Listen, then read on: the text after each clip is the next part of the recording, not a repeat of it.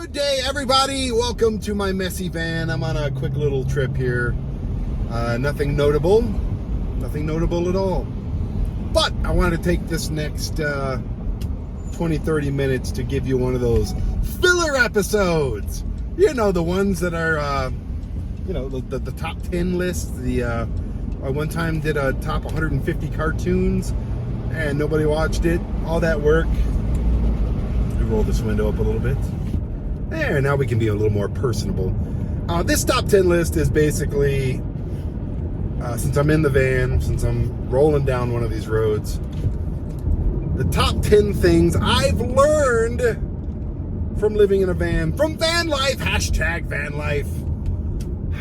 I've learned so much. This is Brandon, and I have a pretty weird life.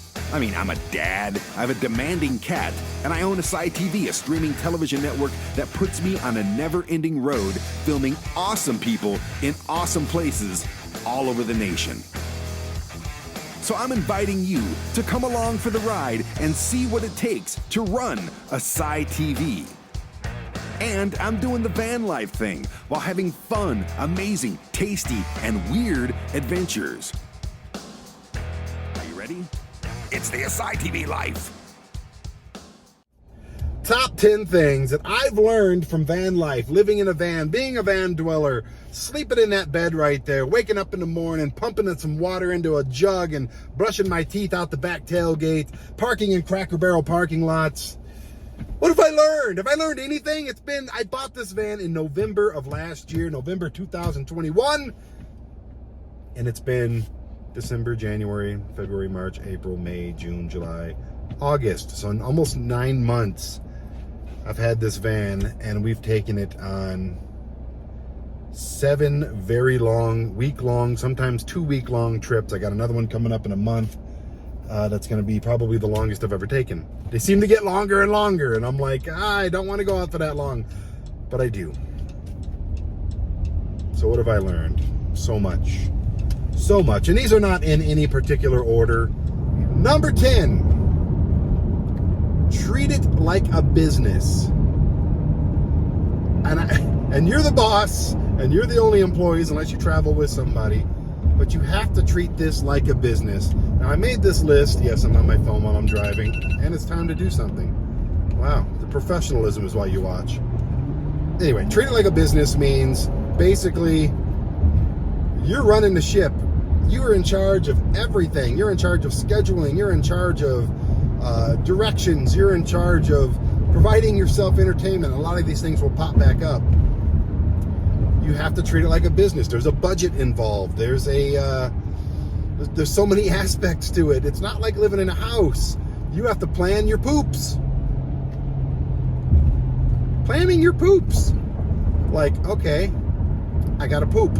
What do I do? Now, I have a foldable toilet in the back, but I don't want to poop in the van. That is for emergencies only. Now, when I get a bigger van and it has a built-in cassette toilet or whatever kind of toilet I'm going to get in there, then that's different. You pull over, you take a dump. But when you're in this little minivan, it's, you got to plan that out. So gas stations and restaurants and places that let you just come in and drop trow, you got to keep those on the radar and know what's near you. Because you never know when some explosive diarrhea is going to, especially when you're eating on the road all the time and you're eating at, like me, I only eat at like mom and pop shops. So you never know when you're going to get a little belly thing going on. And you could be on the road in the middle of a trip. You've got food poisoning. You're throwing up and pooping everywhere. And you're not going to want to do that in your van. At that point, have money to get a hotel. But anyways, number 9, set some eating rules. Okay, I don't know what your budget is, and if you're getting into van life now or you've been in it for years, but anybody who's been in it for years knows that you have to have eating rules. My eating rules: I cannot eat at anything, any place, any restaurant, fast food place that I can eat at here in Colorado. That keeps it exciting for me. That keeps me on my toes, looking for places, new places, exciting things that I never would have found if I would have instead just stopped at Wendy's and got a double cheeseburger.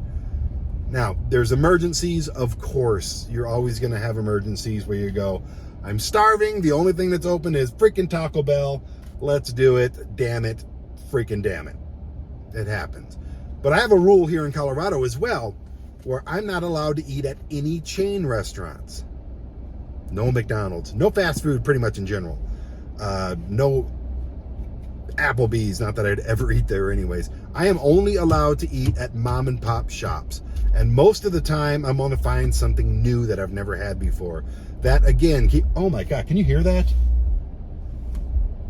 Here's another rule. Don't thump your shitty music. Nobody else wants to hear it. You're an idiot. Okay, eating rule. So, when I'm in Colorado, I can't eat anywhere, any chain restaurants. I go for the mom and pop shops, and I always try to find something new. When I'm on the road, I'm not allowed to eat at any places I can eat at in Colorado. So basically that means hardly any chain restaurants. Like once in a while you'll find a chain restaurant out there like a Zaxby's or a Bojangles, which they do not have in Colorado. Those you can stop at and eat, but it's a pretty solid rule unless, like I said, there's an emergency. Number 8. Clear your throat before you say number 8. That's number 8. Number 8, make friends. This is something that I've been desperately trying to do. Now, I'm lucky enough to have friends from when I was a pro wrestler for freaking decades. I'm lucky enough to have friends from the music industry. I'm lucky enough to have friends from the Army days. I'm lucky enough to have friends all over the freaking country, from ASY TV, all over the country, that I can park in their driveway or I can hang out with them. I'm not going any place without a reason to be there, unless I'm stopping through on a way to being somewhere where I need to be. But make friends with all these restaurant owners, all the business owners. Tell them what you do. Tell them you live in a van. It's fun. And they will recommend things to you that you can eat and do and go and see. They will recommend, you might even find a place to park your van. There's no harm whatsoever in smiling and being nice to people. Yeah. Number 7, stay entertained. What do I mean by that? Brandon, what do you mean by stay entertained? I mean, living in a van, not me, because I'm filming TV shows all over the country, and I'm stopping in all the fun cities, and I'm seeing everything that they have to offer. Like I bumped into the Amana colonies a couple episodes back. Loved every second of being there. Things like that. I really can't remember too many times when I've been really bored in the van. Have Netflix and Hulu and whatever on your phone. Get ASY TV. It's only $5 a month. Roku, Amazon Fire Stick, Apple TV, and ASYTV.com. Get that. Have books if you're a book person. Get satellite in your van. They have, what is it called? Skylink has freaking RV hookups now, where you can put the damn thing on your van. Look it up. Skylink internet. It's awesome for RVs. It's crazy. And there you go. You'll be entertained. But mainly, all that's nice, TV and radio, and I got Sirius, of course. All that's wonderful, but the main way to stay entertained is just stop and look. If you see anything and you have the time to do it, just go there and go, okay, there's a flea market right up here, or a farmer's market, I'm sorry. I've been there before, but I just happened to drive by it and I stopped. And it was awesome, and I go there all the time now. So just stop and look. You never know. Like, again, the Amana colonies. And I can name 100 places that I've just stopped. Mystic, New Hampshire. Love it. Just stop and look. It's simple as that. Number 6, I just said it. Stop and look. Because you never know what you're going to find. It could be lame. It could be closed. It could be just like, why did I stop here? But I think there's a very much smaller chance of that happening than there is if you actually stop and look. You're going to have a fabulous time. You're going to discover things. You have to stop and look. There's an RV place right here. I want to stop and look, and I have before. Just if you see something, you never know where you're going to end up, and that's the greatest part of van life, is you just don't know what you're going to be doing from day to day. I love the big question mark. Number 5, storage is everything. What do I mean by storage is everything? I mean every little inch, especially when you're in a minivan. It could be in a full-size RV. It doesn't matter. Storage is everything. Everything. Everything.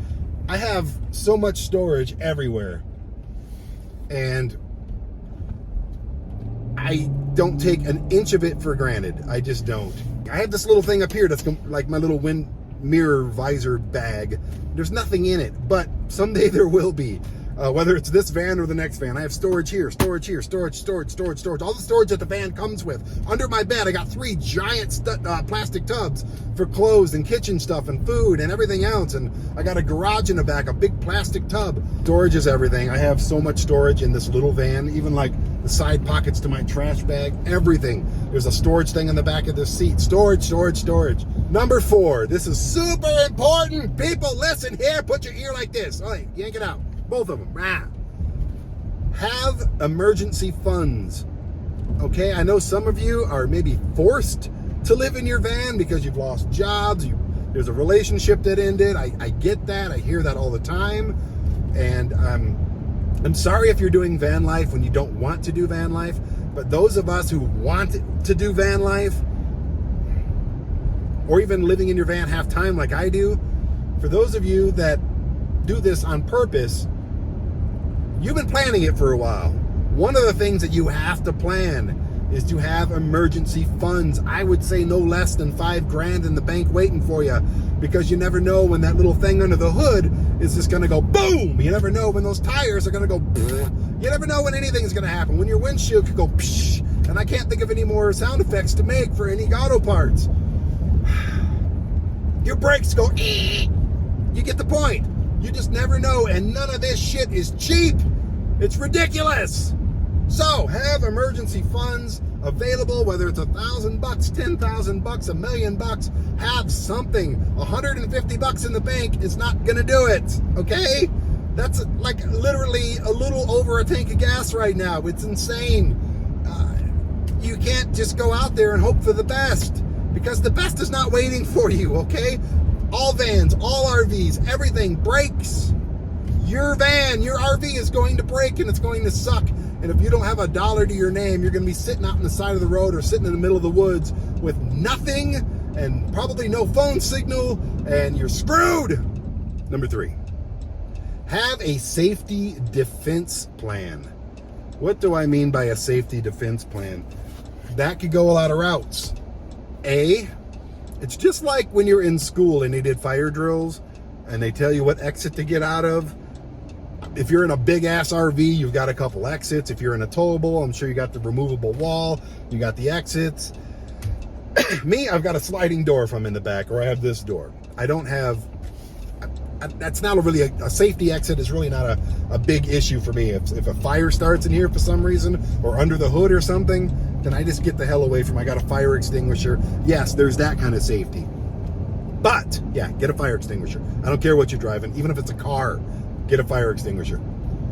The safety, really, and defense that I'm talking about is a defense against other people. Stupid people, assholes, people that want to take your stuff and hurt you. Do not let them, okay? In this car right now, and if you're a cop, please don't listen to this part. I have a very identifiable van. You know what city I live in. Just tune out. Turn the channel. Go watch freaking Van City Van Life or Carpetbagger or something. Which you should do anyway. They're fun shows. But if you're a cop, go do that right now. In this right now, I have lots of different things. Actually, there's a couple as well.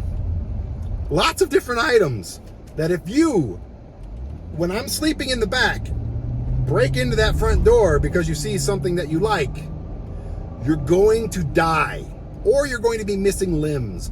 I promise you. I'm not saying that to be a badass. I'm saying that because as soon as that glass breaks, it's either you or me. And it's not going to be me unless you're really lucky. My stuff is inches away from me. I have like 12 knives in here. Some of them are like this big. I have hatchets in here, bear spray, pepper spray, 2 different tasers, and other things that I'm probably not allowed to talk about on YouTube.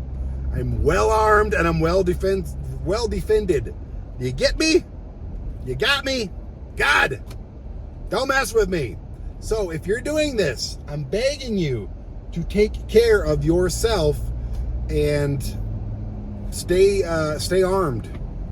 I know like New York, Chicago, LA, places like that don't allow guns, and cool, I'm glad they don't. It doesn't stop the idiots from using them, but I'm glad about that. I'm happy that they have stricter gun control. I wish everybody did. In Colorado, I could have freaking Uzis in here and nobody would give a damn.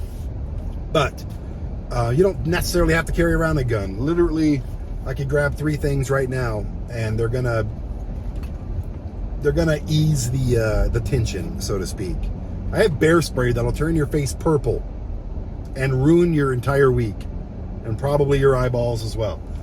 Don't break into my van. And I want you to be able to say the same thing to these stupid people that just seemingly have to do such things. Got it? Another thing that I've learned, let's say number 2, kind of goes hand in hand with what I just talked about. Other people are garbage. Not everybody. I would say 1 out of 50 people, 1 out of 30 people, 1 out of 10 people are just straight up hot, freaking awful garbage. And you have to be able to just... Here's the thing. Those garbage people are not worth you losing your shit.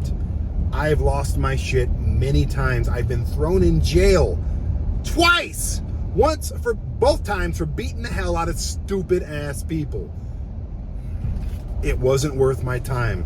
I was mad at myself more than I was mad at anybody. If someone cuts you off, and I think that may go hand in hand with, number 1. If you're having a problem and people are being dickheads on the road, or if you're at an attraction or someplace and people are fighting and screaming and starting shit, I mean, honestly, it took me way too long to realize this, and van life really helped. Walk away. It took me so long to learn this lesson. Walk away. I had an incident. I was with my son downtown, and these 2 dipshits were blowing smoke in my face, and I said something to them. So, hey, thanks for the smoke in the face, whatever I said, I don't know. And they all stopped, and they got in my face, both of them, these skinny little pricks. And I clicked off. My son was there. It was a bad example. I feel like an asshole for doing it, but I got right up in their face and said, I will beat the shit out of both of you right now. This will be the worst day of your fucking life you need to walk on. And thankfully they did. I didn't want to, and immediately I regretted it, because that could have turned so freaking ugly. And it was already ugly, and it was stupid on my part. They're stupid for smoking, first of all. If you smoke, you're stupid. Don't argue with me. I smoke and I'm not stupid. No, you're stupid. Because A, you're killing yourself. But that's yourself. I don't care about what you do to yourself. But B, you're making people like me who hate cigarettes smell the shit, ingest the shit. You're an asshole. And if you smoke around kids, you're a bigger asshole. Anyway, let it go. Walk away. Number 1. Good, because my throat's starting to hurt. Number 1, here we are. Do not fall victim to road rage.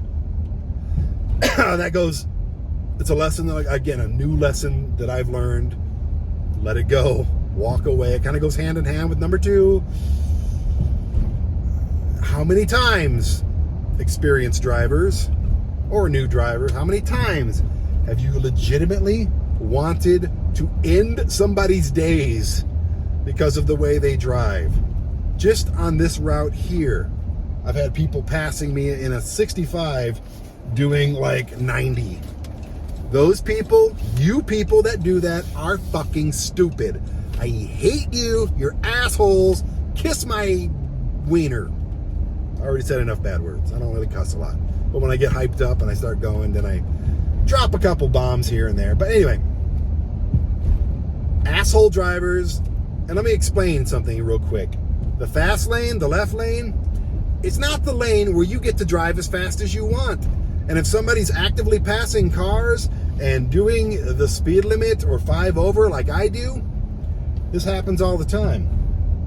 And you're riding my ass, flashing your lights because I'm doing 80 and a 75 and I'm passing cars, and you're losing your mind because I'm not getting over. Guess what? You're wrong. That's not what this lane is for. It's not. Oh my God. The lane is not just to go as fast as you want to go. That's never been a thing. That's something that dumbasses have made up. You're a dumbass if that's what you think. Don't be that person and don't fall victim to those people, okay? I've had instances where I've chased people. I had one guy, he was a coal roller. Again, stupid person. If you don't know what a coal rolling is, it's when these trucks, like these pickup trucks, the guys with the small dicks, they blow the freaking exhaust out the pipe, and it's, you know, goes into people's windows. And this guy had a sticker that said Prius Killer on it and a little picture of a truck with smoke blowing out of it.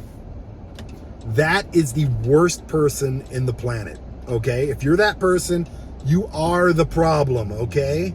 Trump's not going to win again, so I know you're upset, but you are the problem. You are a dipshit. You're an asshole. That one of those guys did that to me, filled my entire car at the time with his exhaust, his black exhaust. I was choking on it. My kid was in a freaking car seat next to me. He was like, ugh. Which now I'm really pissed off. Now every time I see a coal roller, I want to beat the shit out of him. I really, really do. Anyway, but you can't. You can't fall victim to these dicks. What I did is I chased him for about 2 miles, and I just went shopping, and I had a can of tuna fish. I opened the can of tuna fish, and he's like laughing at me and stuff out the window. I'm like, ha ha ha, threw the open can of tuna fish in his truck. And then he chased me for about 2-3 miles. Funny? Yes. Stupid? Definitely. That could have been, that guy could have shot me and my kid. That guy could have ended my life. That guy could have that could have been it. Why? Because I wanted to exact revenge because he's stupid enough to blow smoke in my van or my car at the time. It's not worth it. None of it's worth it, because usually you experience road rage. Someone's doing 100 down the freeway. I've had people driving the opposite way, New Orleans, on the freeway. And you know what? I wanted to end their days. I wanted to make their life a living hell. I could have. Some might say I should have. You have to call them out. They have to learn a lesson, right? The thing is, a couple miles down the road, an hour later, you won't even be thinking about them. So is it worth it? No, it's not. It's not worth it whatsoever, not a bit. And it's a lesson that I'm still learning, because I still get so pissed. So pissed. If you got any other things that you've learned from living in your van, or just traveling a lot, or your RV, or whatever it is, leave them in the comments, and subscribe to this channel, like the video if you like it. I don't want you to lie to me. And let's be friends. Lots of videos drop every Monday and Friday. Something comes out from the ASY TV life. And it's something, if you like van life, if you like all the behind the scenes stuff for ASY TV and all the things that we do, I think you'll find something that you enjoy. Thanks for watching. I'm Brandon. See you next time.